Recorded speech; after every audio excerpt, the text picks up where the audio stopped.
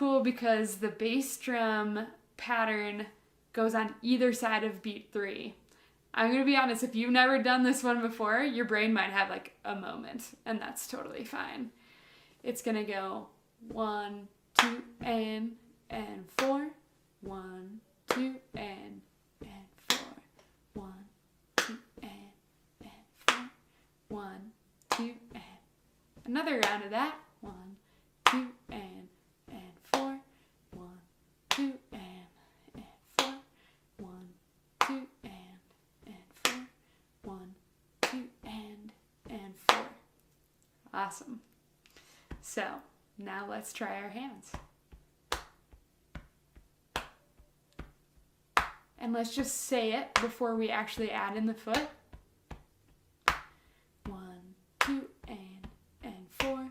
1, 2, and 4. Boom, boom, boom, boom, boom, boom, boom, boom, boom, boom, boom, boom, boom, boom, boom, boom.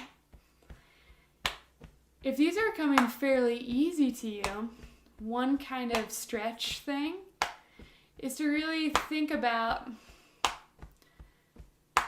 how your limbs interact. For example, does my right hand play harder when my bass drum is going? And do I hold tension that way? Ideally, I want it to have no difference. So it's just nice and soft and steady. No matter what other instruments are playing, my right hand, the one that would be here, the one that's my hi-hat, is the same volume, same articulation the whole time. So that's kind of your stretch thought now, if you're like, I'm getting it. All right. Give me one reason to stay here, and I'll turn right back around. Nice. Give me one reason to stay here, and I'll turn right back around.